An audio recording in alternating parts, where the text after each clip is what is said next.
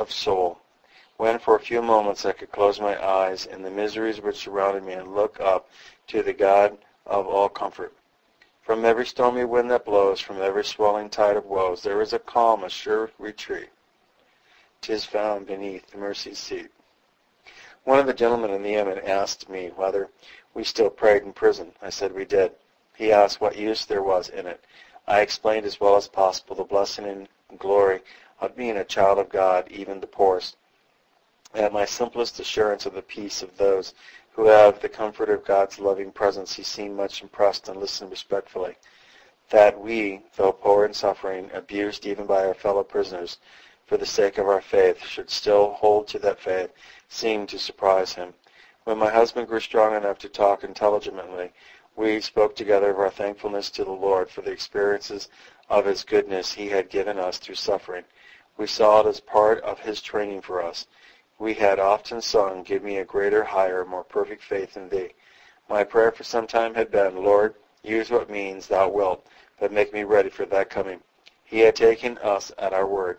Now I wished only for Him to carry out His purpose with me.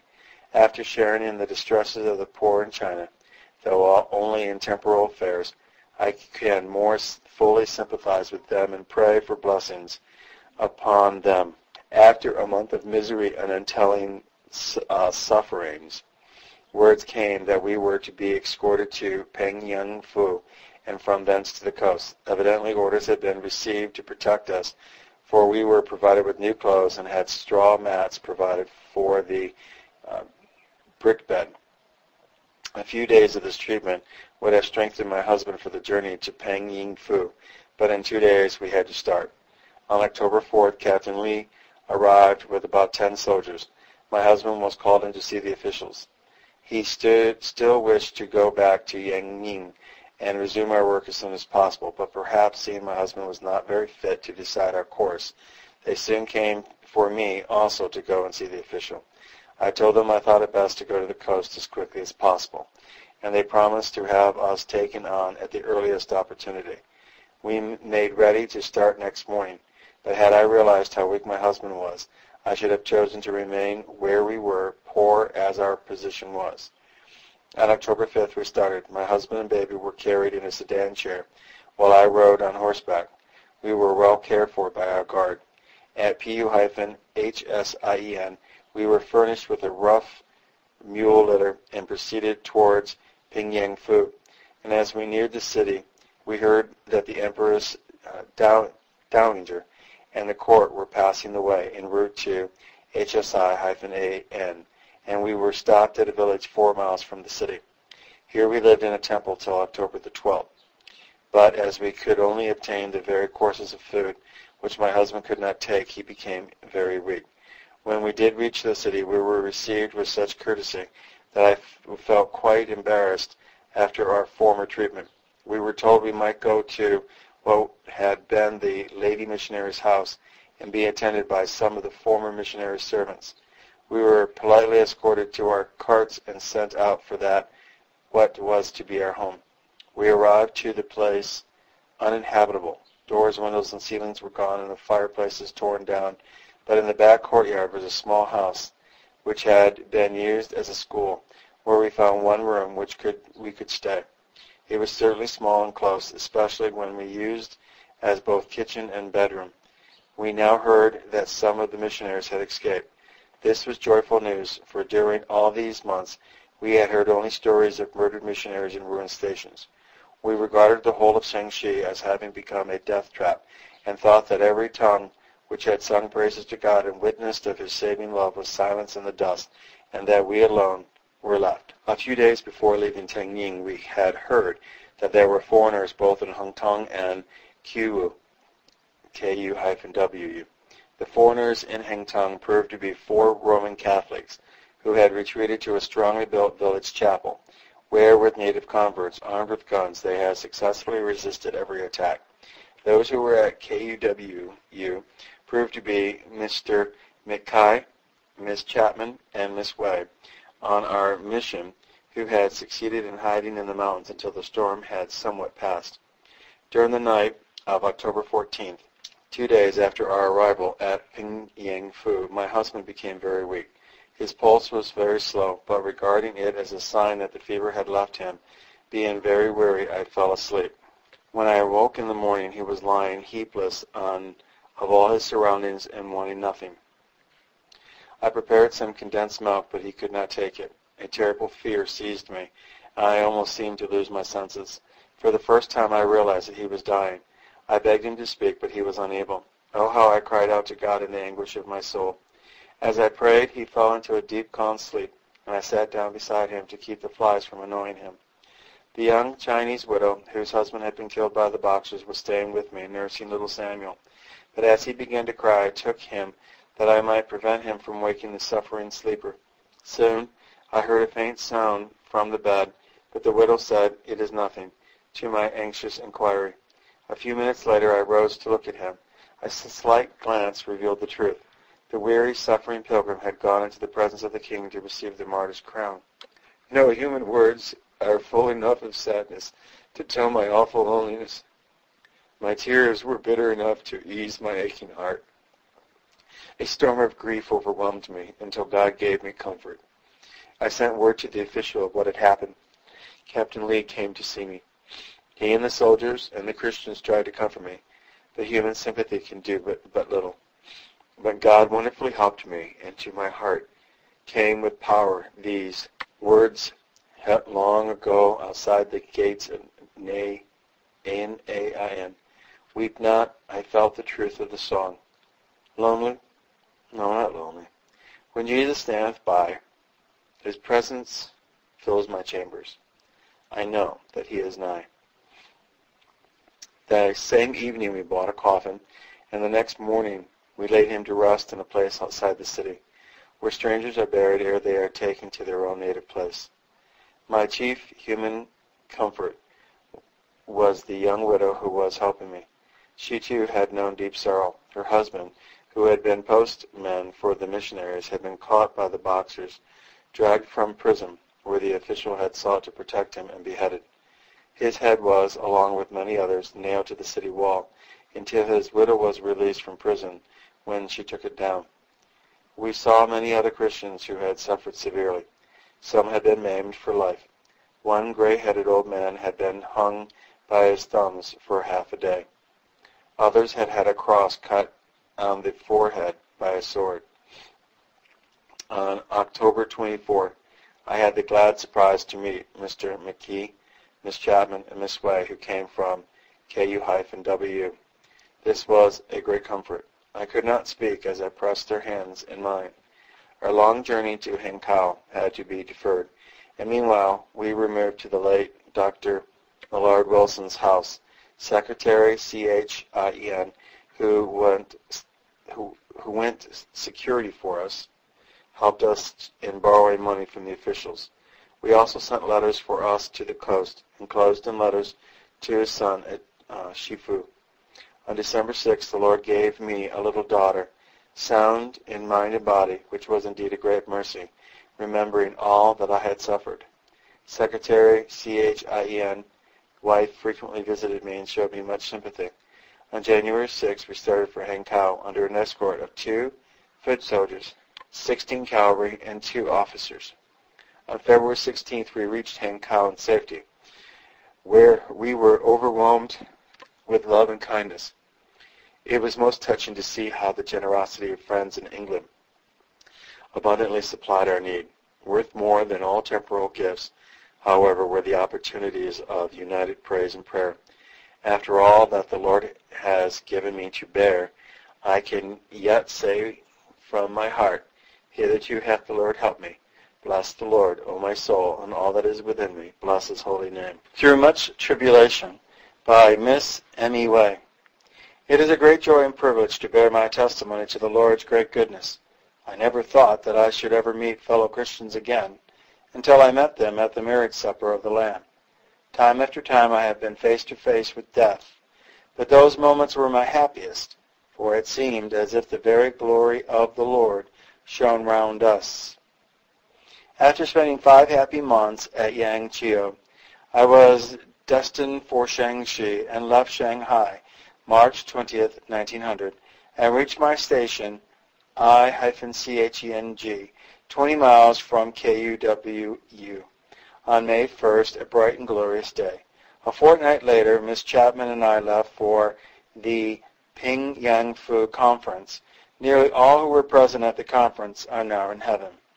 When we returned to our station, we found a great change had taken place among the people. Though our lives were threatened, we kept it a secret, thinking the trouble would soon blow over. A few days later, a letter came from Mr. K., our missionary in charge, telling us to leave at once. We left in the cart he had sent and safely reached the city of KUWU. Though we had to pass through a place where the Boxers were drilling, here we remained for 5 weeks in great suspense, expecting every minute to be called into the presence of the king. At last the Mandarin told us he could not protect us, as a proclamation had been issued that every foreigner was to be killed, and anyone had permission to do the ghastly deed. We decided to hide among the mountains, and for this purpose had to separate into 2 parties. Mr. and Mrs. K. and child in one, Mr. McKay, Miss Chapman, and myself in the other. The first 3 are now in heaven. On Wednesday, July 4th, we started for the mountains, being led by a few native Christians. We were dressed in men's clothes and tramped 10 long miles until we reached a mud hut, where we slept till 4 a.m., when an old woman brought us some bread and water. She was very excited and said the Boxers had just called and inquired if Christians lived there.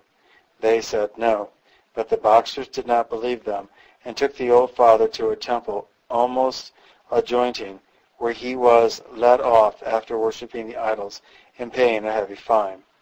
We were sorry he had denied Christ, but he came back rejoicing, saying that he had only done so outwardly and had thus saved our lives.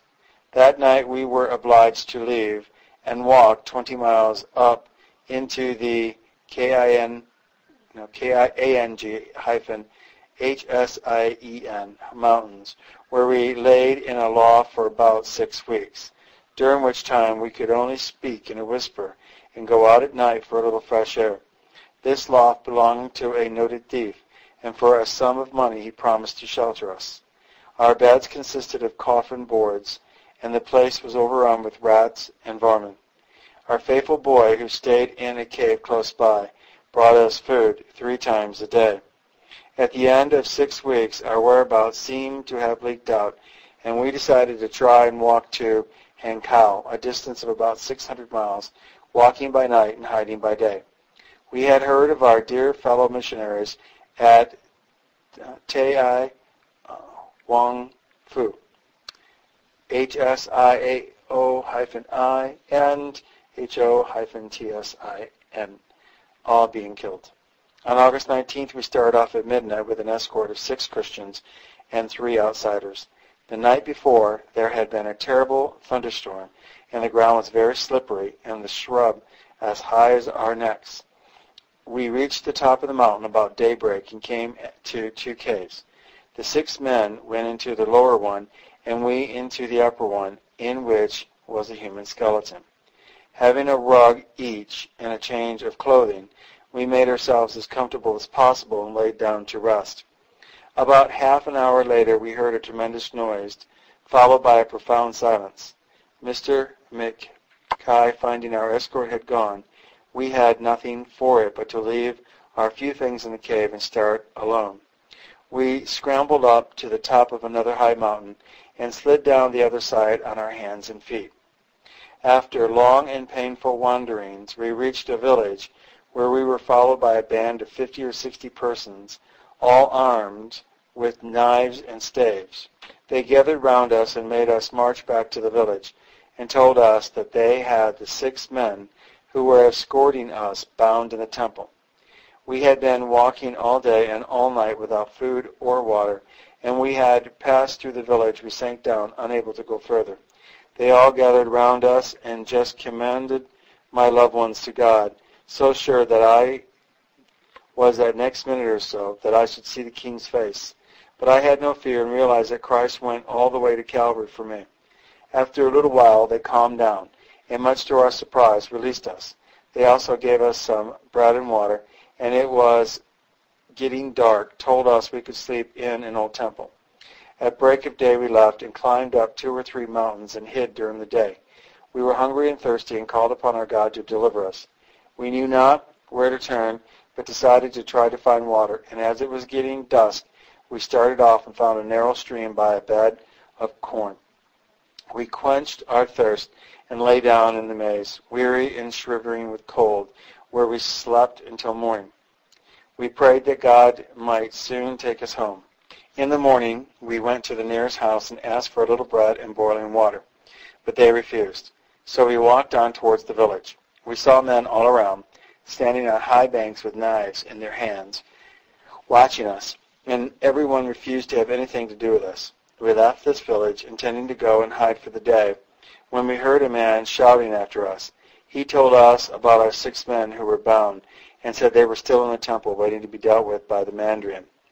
We then asked to be taken back to them, that we might all die together. Just as the sun was setting, we saw 2 men coming towards us, and we almost cried with joy as we recognized 2 of our own 6 men. They had all been released, and the others had gone home as quickly as possible.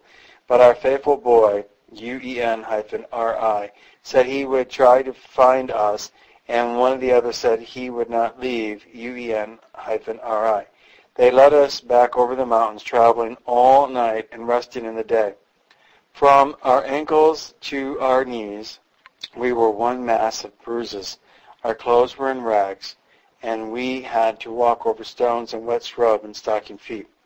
The next day we were caught in a terrible thunderstorm, and we were not sorry as we heard that a search party of Boxers had been sent to look for us. We were drenched to the skin, and the next day our boy said he would try to take us to a cave at the home of the other man who was with us. I prayed that God would give us a fine day to dry our clothes, and the sun shone out beautifully. It was nice to feel warm. Next night 2 men came with food for us and led us away to the cave. We reached there safely, only to find ourselves in the hands of thieves and murderers who threatened to kill the man who led us there. So we had to go to another cave, right down in a deep gully. There seemed no hope now of our getting through. We felt sad, but looked forward to the glorious hope of soon being in heaven. We soon learned that there was God's definitely leading, as the Boxers had gone to the place where we were to have hidden in the home of one of the men with us and robbed them of everything. His relatives had gone to the mountains, so escaped. If we had been there, we should have been killed, but God willed that we should be spared a little longer till he come. We lived in caves for 6 weeks, and it was almost more than we could bear, day after day, week after week, in the very wilds of China, living in a little hole on bread and water without a Bible. I prayed daily that God would send me a Bible. My prayer was answered, and I got 4 of my own return, 1 for each of us. An inquirer came at midnight each day and brought us bread and water. We were found 3 times, but God delivered us. We prayed that God would scatter the Boxers, and the very day that we came to the village, others had been given to scatter due to the order given them, just in time to save us. By this time, all the people got to know that we were in the district, so we were taken to the loft of one of the inquirers. In the small room below the loft, 2 children were ill with smallpox. 1 died, but our God kept us well. We slept out in all sorts of weather and in wet clothes, time after time, and did not even have a cold. The Lord gave us strength for the suffering. From this place we went to the house of a Christian, who we were delivered. The KU-WU Mandarin sent soldiers and took us to KU-WU on Sunday, October 21st. It was really lovely to be out in open daylight. Only once since July 4th had we enjoyed this privilege. Traveling all night was our safety, but even then we could never have been spared had not God given us the faithful boy, UEN-RI. God used him as the instrument in saving our lives, and we can never forget him. He is still with us, and if God spares us to go to Shanghai, he will accompany us. For 5 months, we never had our clothes off. We prayed that God would send us clothes, as the weather was getting cold, and we were so dirty we were ashamed to be seen. And the Lord sent us some wadded clothing. We wanted to stay at KU-WU, but we were only there a few days when the Ping Yang Fu Mandarin came for us with a party of soldiers, and so we could not refuse to go. The KU-WU Christians wept bitterly when we left. Mrs. Ogden and her little boy were alone in Ping Yang Fu, and we were glad to join her, as her husband had died there a few days before we arrived. Many of the Christians visited us, and nearly all of them had a large cross on their foreheads, inflicted by the Boxers. Our hearts are filled with joy when we think of the faithfulness of the Christians at TAI-YUAN-FU. The missionaries were beheaded first, and then the native Christians had to kneel down and drink their blood, and as they knelt they were killed. Not one denied Christ. The schoolgirls were taken to the Yemen, and the governor said to them, "You follow the foreigners?" They answered, "No, we follow Christ." He then said, "Do you read the foreigners' books?" To which they replied, "No, we read God's books." Shangshi has indeed been watered with blood, and I rejoice to think of the glorious harvest yet to come. I heard that the TAI-KU Christians had met for worship, and the Boxers had come and killed them all but two. How beautiful to be summoned home in the attitude of prayer. My first 12 months in China have been full of wonderful experience. I am hoping not to go home, but to have a rest and return to my work in Shangshi. Pray that I may be daily strengthened and led back to the same field as a faithful soldier, armed with those divine weapons which must conquer. A little while for winning souls to Jesus, ere we behold his beauty face to face. A little while of healing souls' diseases by telling others of a Savior's grace. Kept in Prison by Julius W. Hewitt. On Friday, June 6, I left my station that I might visit and consult with friends at Lu Chexing.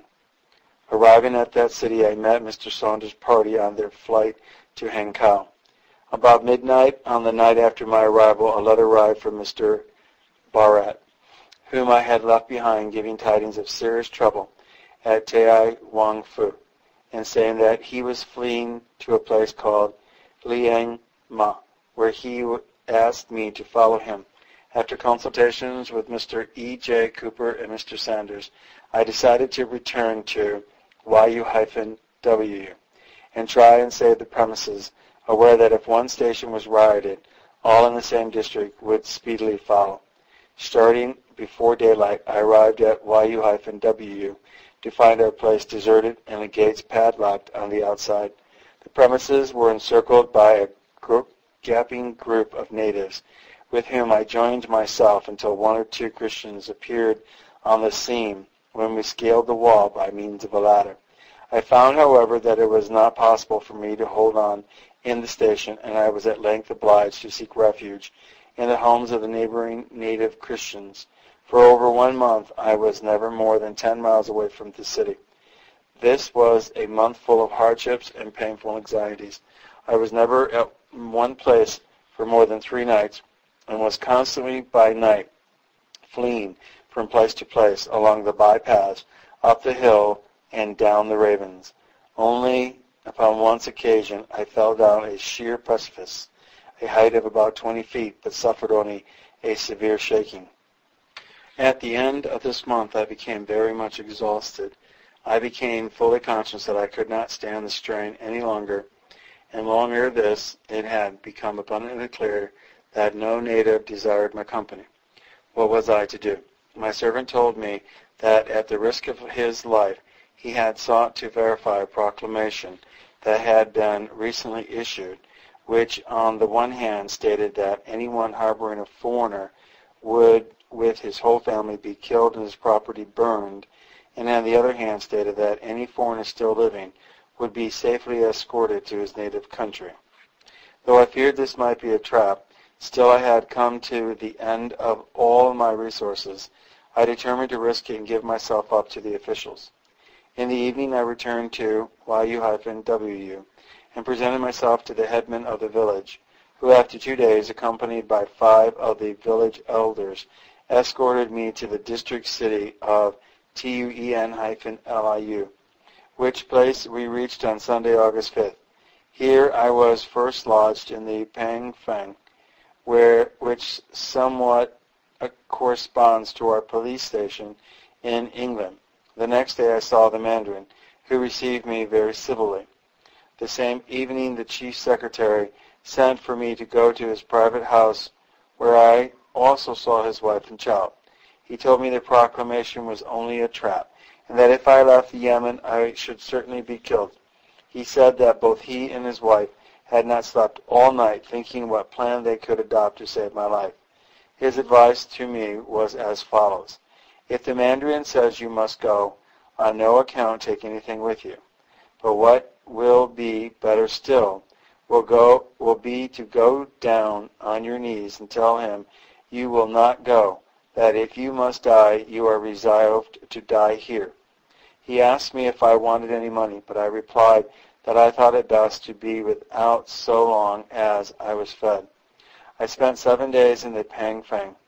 I was miserable, because it was a miserable and filthy place. At length the secretary called for me again and told me he had thought of a plan which he had already discussed with the Mandarin.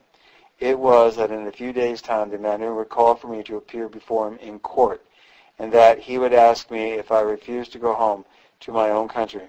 If I refused, he would chain my hands and feet and confine me in prison.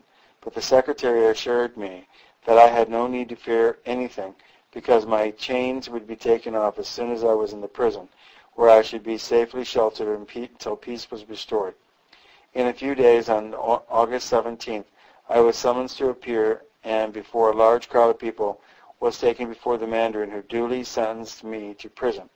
As I had been led to expect, the underlings treated me kindly and assured me that I had no cause to fear. As promised, I was locked in the prison and my chains taken off. Here I lived for 2 months, situated in the outer court apart from the common prisoners. My food was handed me through a trap door 3 times a day. The food was often very coarse and disagreed with me, but the secretary frequently sent me eggs and sometimes a bowl of meat. Once his little girl came to give it to me. On the whole, the food I received, though poor, was far better than what is usually given to the regular criminals.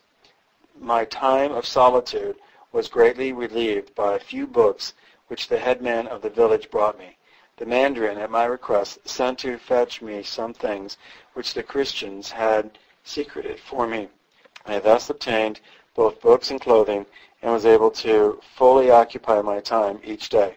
I had leisure for study and gave special attention to reading and writing the Chinese characters, which assisted me in corresponding with the secretary of the Mandarin. I was kept happy and in peace, except that as the sun declined, I felt an irresistible sense of depression, and at such times I was very grateful for 2 volumes of Spurgeon's autobiography to engage my thoughts. During the last month I formed the acquaintance of the 2 prisoners in the same prison, with one of whom I struck up a warm friendship. I was able to show him much little kindnesses in giving him some of my food and clothing, and I taught him to pray and told him of Christ as Savior. When I left, he spoke longingly to see me again and declared his belief in the gospel. Early in October, I began to be restless and longed to get away, as I heard that the trouble had quieted down. I therefore wrote a letter to the chief secretary with the result that at the sunset inspection on October the 10th, he came and saw me. He asked me when I wished to leave, and I replied the sooner the better, and that I should like to go to Hankow. He promised to let me know what was decided by Sunday the 13th. But he came on Thursday and said he thought I had better go to the coast via Tai-Yuan-Fu. I told him I should put myself into his hands, and remembering his former kindness, I should not distrust him. But nevertheless, I could not sleep that night. I did not feel happy about the arrangement, and so got up and wrote another letter requesting him very earnestly to let me go to the southern route to Hankow. To my surprise, the next morning, Friday, a messenger came and said, "Pack your things, a cart is waiting for you." When I left, the Mandarin himself came to escort me, but I was rather surprised to find that the chief secretary, instead of giving me a good passport, had simply given me a convict's transport certificate.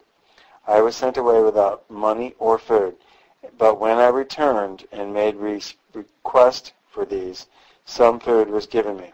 Some 12 miles south at PAO-TIEN, I was able to get about 5,000 cash, 10 sterling, from the bank where my money was. I was escorted from city to city, sleeping at nights in the police station. They allowed me 60 cash, 1.5 dime, a day for food, but frequently I only received about half. Except for the bullying and hectoring done by the underlings, I received tolerable treatment on this journey and was provided with a cart all the way. At Lang-Chae on the borders of Shaanxi and Honan, I was robbed of 1,500 cash by those sent to escort me. On complaining of this to the officials, I was unable to get any satisfaction, and for fear that I should report the matter at HUAI-KING-FU, they would not allow me to proceed until I promised not to mention the matter. They thereupon made me a refund of 400 cash.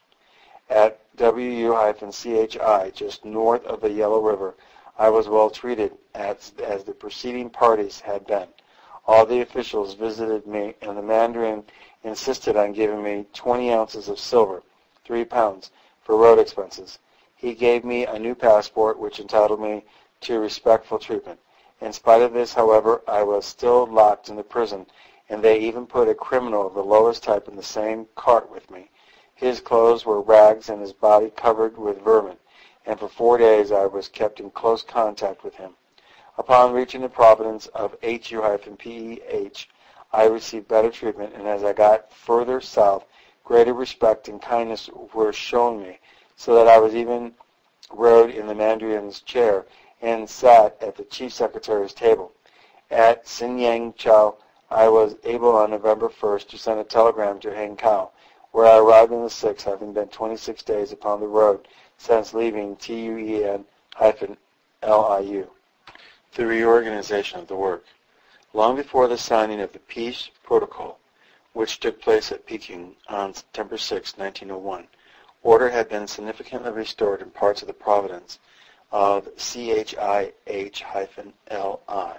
to permit of the memorial services for and official burial of those who had been martyred. At Pao Tingfu on February 22nd, the Reverend J.W. Laurie and Dr. Edwards had found the remains of those beloved friends buried in shallow pits. These, together with the bodies of many native Christians which had been recovered, were reverently coffined and prepared for reinterment. All needful preparations having been made, Saturday and Sunday, March 23rd and 24th, were fixed. The first for a memorial service of those who had perished in the flames north of the city, and Sunday for the memorial service and burial of those who had been beheaded on the south side.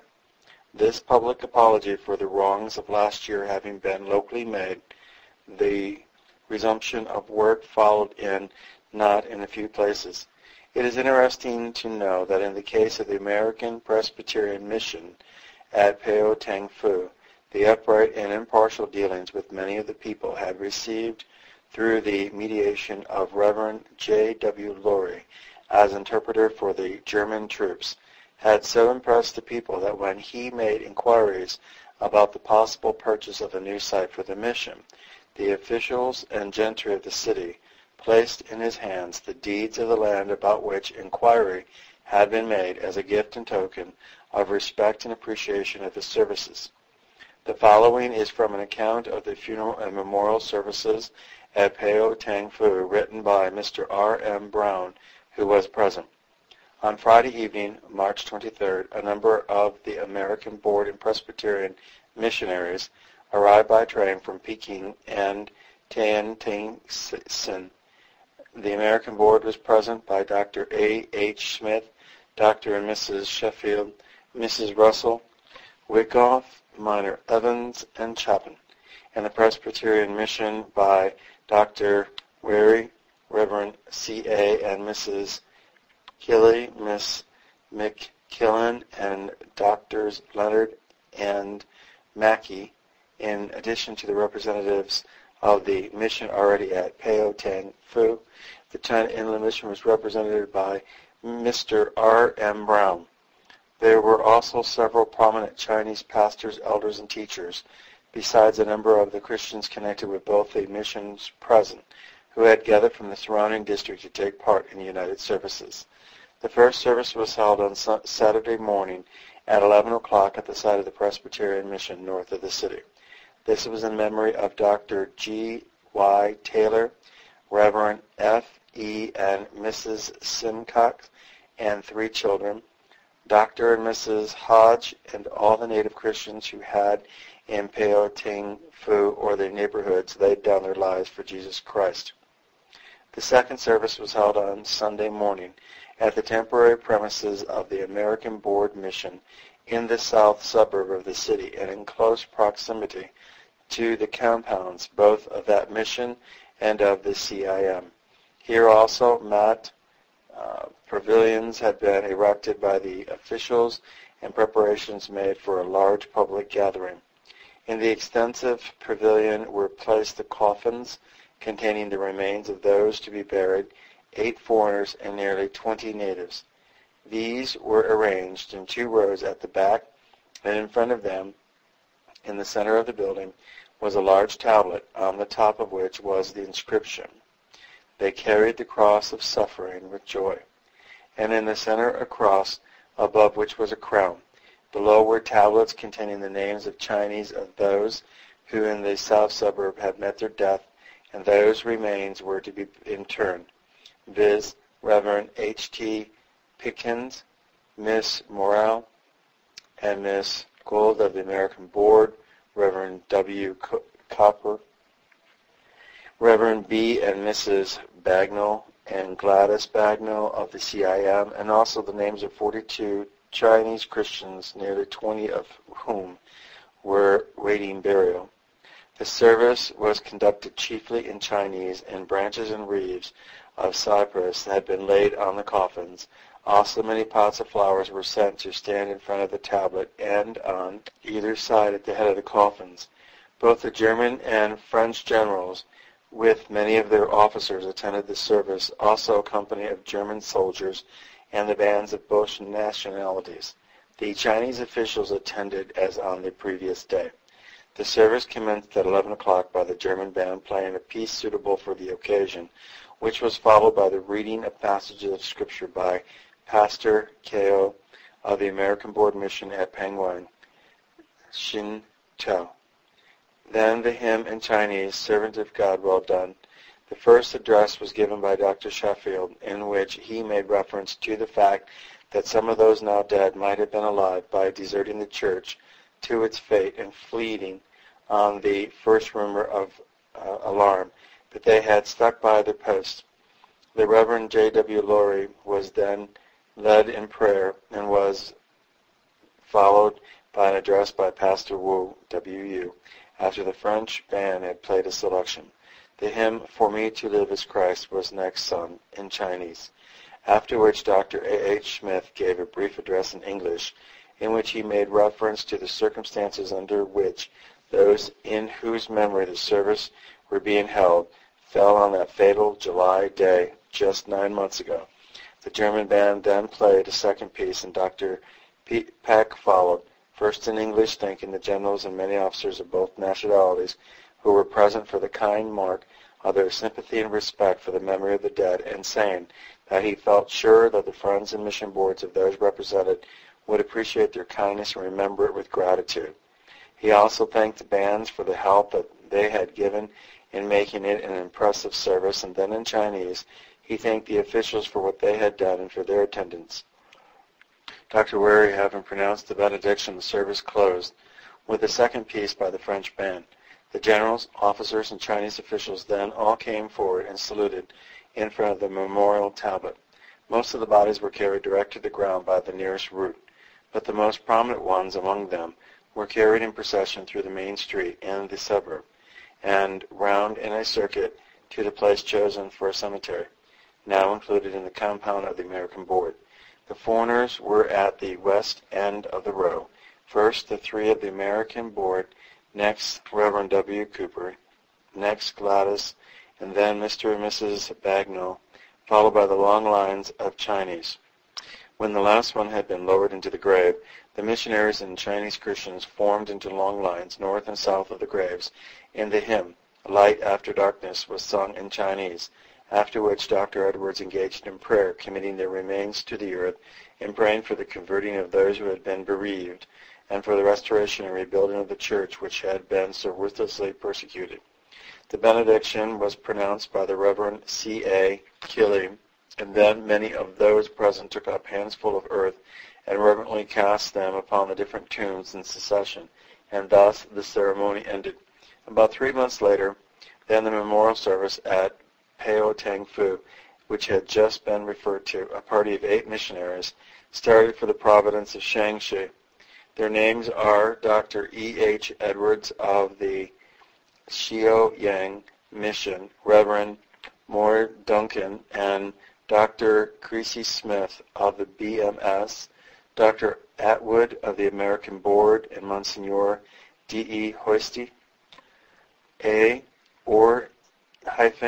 Ewing, C.H. then T.J.A.D.E.R., and Ernest Taylor of the CIM.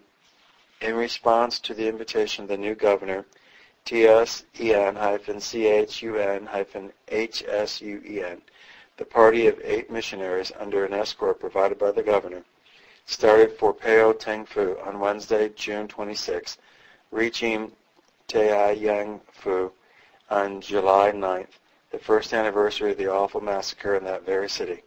The following extract from the diary of one of this party describes their reception. July 9th, reached Tao Wang Fu. 12 months ago today, 45 European and American missionaries and others were slaughtered by the order of the governor. The scene today was a strange contrast. 30 miles off, outriders inquired as to the time of our arrival. 10 miles off, the governor's bodyguard blared out their welcome and unfurled their standards. 2 miles nearer, the Shaanxi mounted police made salute. 3 miles from the city, we exchanged our letters for Peking carts to facilitate our reception. A large and representative body of Christians seemed delighted to welcome us. Their faces bore clear traces of the suffering endured. From this point, the procession rapidly increased as we proceeded between the rows of officials, both military and civil. At the entrance to the pavilion stood an imperial officer, who stepped forward and said, "I welcome you in the name of the Emperor of China." The first court was lined with representatives of the colleges and commerce of the day, who bowed their greetings. At the second gateway, various high officials greeted us, and then the Minister for Foreign Affairs, SHEN-TUN-HO, stepped forward and welcomed us in royal style. His splendid tact relieved the situation, for we all were feeling strung by the strain of the long ceremony. He told us in excellent English to sit as we liked and feel at home. After tea, we continued our triumphal entrance into the city, and the next 2 days were occupied in visits and return calls. On the 10th, a public dinner was given by the governor, and after the banquet, all the guests were photographed together to commemorate the occasion. When the reception and the preliminary matters had been satisfactorily arranged, the day for the official memorial service was arranged here, as at Pao Tang Fu. The mortal remains of those who had fallen had already been interred in a semi-foreign cemetery, as the illustration shows. Memorial tablets had also been placed in a wall close to the spot of the massacre, which proceedings had been repeated at every place where any foreigners were killed. The services at each city were much alike. The following extract from Mr. Ewing's account of one held at TAI-YUAN-FU will describe the general features of all. After many negotiations, the funeral was held on Thursday, July 18th, starting at 9 a.m. We had to get suitable mourning, and the natives also, especially those holding office in the church it was thought should wear the same as the foreigners. We were most thankful when the day dawned that it promised to be fine weather, and a little before the hour made 9 chairs, with 4 bearers each, were sent to our residence. We were carried to the prefect's Yemen, and here we were greeted by the various mandarins from the provincial treasurer down. I had no idea what the Ming Ching was like, but we soon discovered that the banner was of red satin, with letters of gold giving the name or names of the persons. This was stretched on a long wooden frame, bound with colored cloth, resting on a stand which was borne by men. Above the top of the frame for the banner was something like a mandarin's umbrella, though smaller, made with red cloth. As there were in all 19 of these Ming Ching for foreigners, and 1 for the native Christians, the show was calculated to make an impression. Besides the provincial governor and other officials, the gentry and scholars presented wreaths, which were placed on curiously made stands, all the woodwork being covered with cloth wound round and round. Something, too, in the shape of a roof was made out of bands of different colored cloths, interwoven, the whole presenting very much the appearance of the little shrine seen so frequently by the wayside. The officials led the way to the place for the service, and we spent half an hour holding a service on the spot of last year's scene, Dr. Edwards conducting.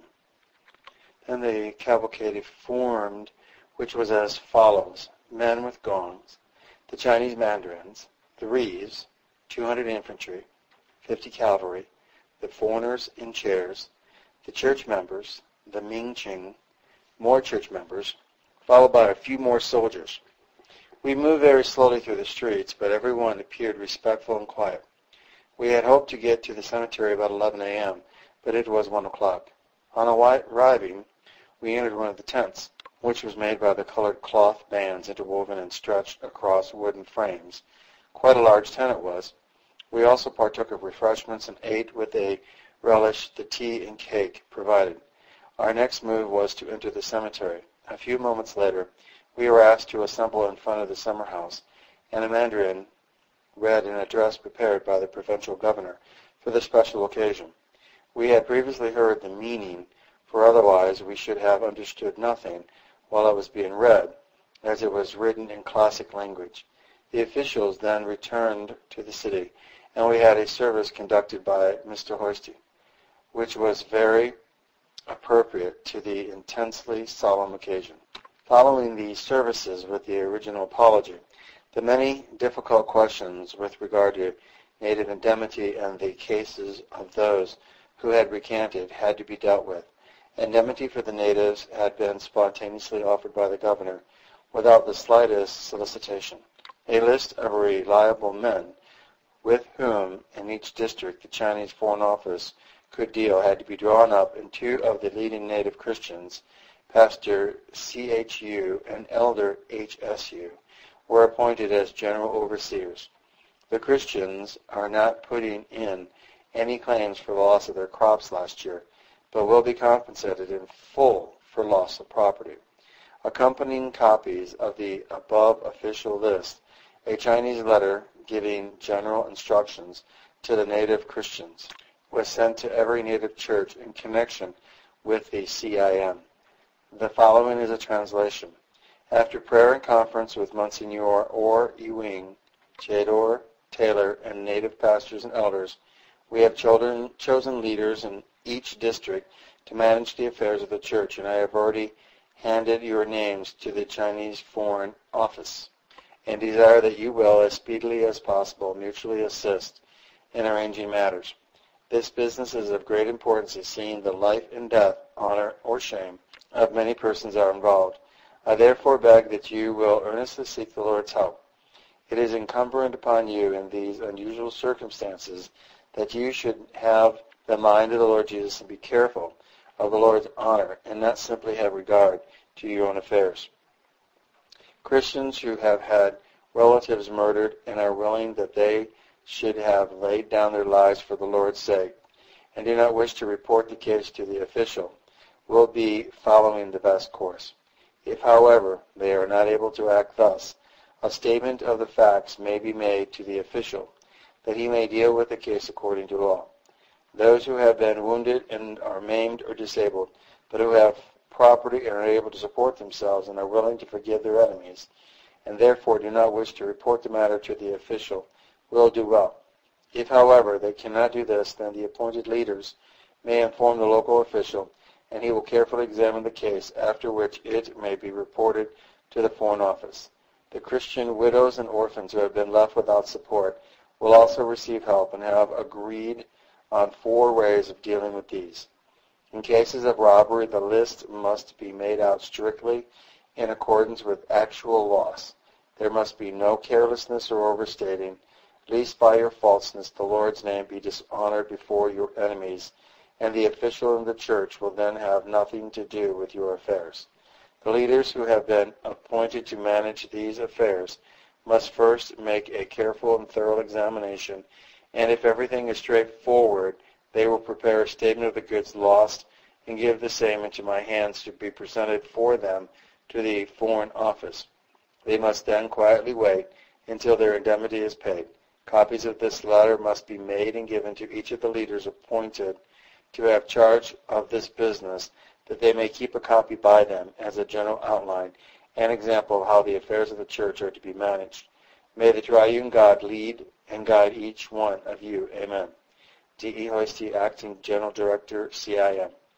In the province of Shankiam, memorial service are also being arranged, and the work has been resumed at most stations. In the province of Honan, the missionaries have been enabled to return, so that in a little more than a year from the time of the serious outbreak, mission work has been reestablished in most parts of the Chinese Empire. Though the loss and sorrow of the past year is too great for words, the steadfastness of many of the native Christians is cause for much thanksgiving, and there is every reason to believe that the past sufferings have been some of the birth pangs of a new China. End of the last letters and further records of the martyred missionaries of the China Inland Mission, dated 1901, having been read by Peter John Parisi, also known as Brian Dean.